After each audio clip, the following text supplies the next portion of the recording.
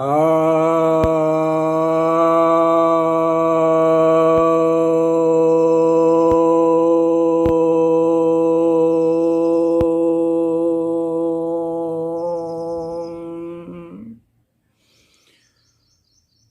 भक्तजनों को सप्रेम नमन। भक्तों, एक जिज्ञासा आई है आर्यन राय की तरफ से। तो इन्होंने यह पूछा है कि भगवान बुद्ध कहते थे आस्तिकों को, उनको नकारते थे और नास्तिकों को भी नकारते थे। इसका क्या मतलब है? ऐसा है कि भगवान बुद्ध प्रयोगधर्मी थे। वे मान्यताओं में विश्वास नहीं करते थे और वास्तव में जो खोजी जिज्ञासु होता है, वास्तव में जो सत्य का अन्वेषी है, उसे मान्यताओं में नहीं बहना चाहिए।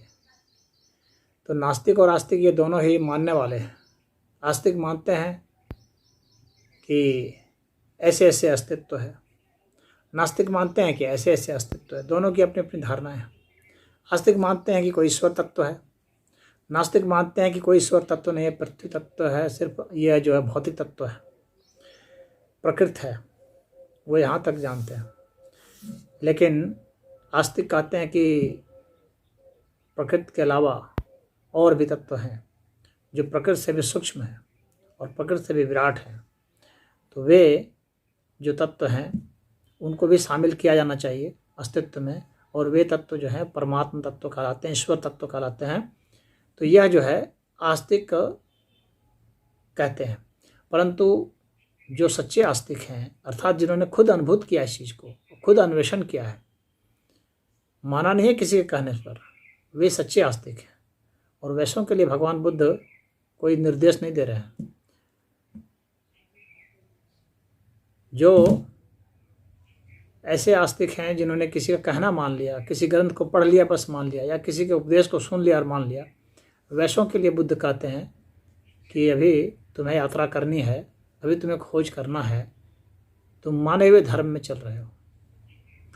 और जो नास्तिक हैं उन्होंने अभी पूरा नहीं खोजा, उन्होंने भी कुछ पढ़ लिया या थोड़ा बहुत प्रयोग किया, तो बस उनका प्रयोग थोड़ा बहुत ही है, प्रकृति में ही है, अपने भीतर को उन्होंने कोई बहुत गहरा नहीं ढूंढा, और भी पदार्थ से भी सूक्ष्म तत्व हो सकते हैं इसका नहीं ढूंढा, इसलिए वे भी माने हुए हैं। और भगवान बुद्ध उनको भी कहते हैं कि आप भी और शोध कीजिए और अनुसंधान कीजिए और जानिए कि फिर और भी कुछ तत्व हैं या नहीं है।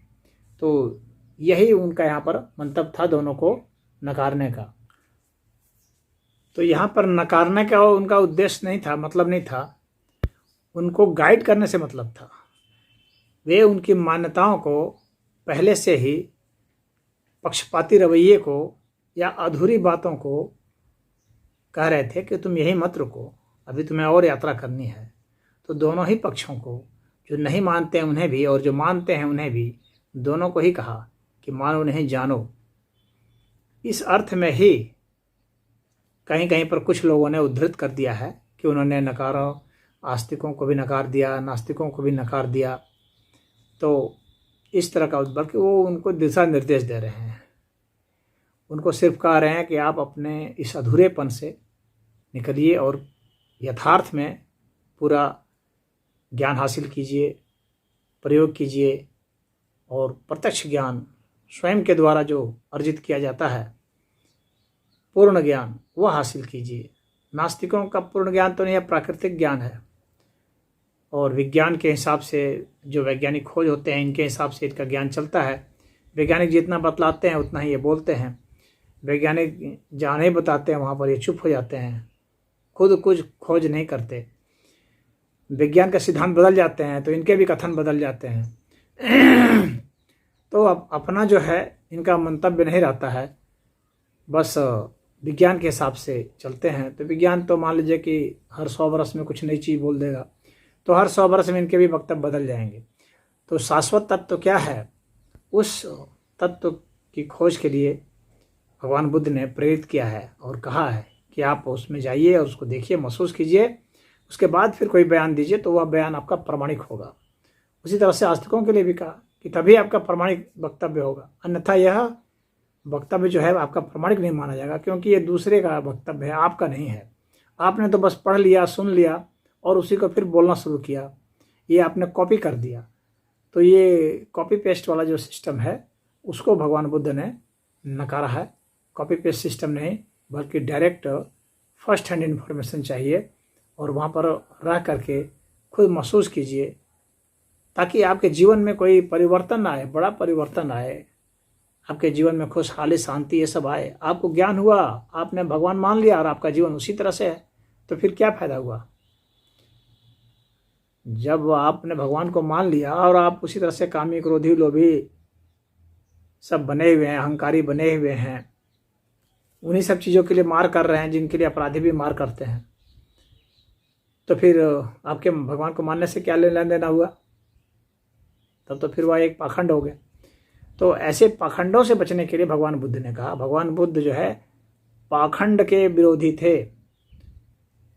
वो पाखंड के सबसे बड़े विरोधी रहे आज तक पूरे इतिहास में। तो प्रत्यक्ष ज्ञान के लिए ही उन्होंने सबको प्रेरित किया और वह सबसे उच्च स्तर के गुरु रहे।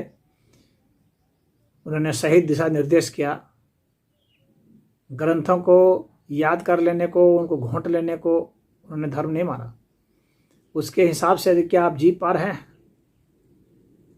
क्या आप मिथ्या वचन बोलते हैं या नहीं बोलते हैं? क्या आप न्याय करते हैं या नहीं करते हैं? क्या आप सहिष्णु हैं या नहीं हैं? क्या आप में लोभ, मोह, क्रोध के उद्गार उभरते हैं या नहीं उभरते हैं? इसके आधार पर उन्होंने कहा कि अपना जजमेंट करो, और ये तब होगा, इनके ऊपर आपको नियंत्रण तब होगा जब आप वास्तविक प्रत्यक्ष ज्ञान हासिल करेंगे। अभी आपको अपने सांसों का बोध नहीं है, अपने विचार तरंगों का बोध नहीं है, अपने भाव तरंगों का बोध नहीं है, तो फिर कैसे आप कहेंगे कि मैं भगवान को मानता हूँ, आस्तिक हूँ? आस्तिक का मतलब है इन सब का बोध होना चाहिए, यथार्थ बोध होना चाहिए। इस अस्तित्व के कारणों को जानना जरूरी है, उनको महसूस करना जरूरी है। उसी तरह से नास्तिकों के लिए भी कहा कि बस अधूरे ज्ञान पर ज़्यादा मत छटपटाओ, ज़्यादा मत उखड़ करके बोलो। ठीक है, नास्तिक सब भी तर्क वितर्क करते हैं, लॉजिकल बात को स्वीकार करते हैं और बोलते हैं, लेकिन उनको और भी शोध करना है। उनको यह शोध करना है कि ये लॉजिक कहाँ से आता है, उनको महसूस करना है, उस तर्क क्षमता को महसूस करना कि ये तर्क की उत्पत्ति कहाँ से होती है, फिर वहाँ से जहाँ से उत्पत्ति हुई उसकी उत्पत्ति कहाँ से हुई। इस तरह से उसको लगातार चलते जाना है और सूक्ष्म से सूक्ष्म में चले जाना है। तो यह नास्तिकों के लिए निर्देश कि और गहन चिंतन मनन करें और स्वयं में डूब करके करें, तो आप ज्ञान योगी हो सकते हैं। नास्तिकों के लिए बहुत अच्छा है ज्ञान योगी होने का रास्ता।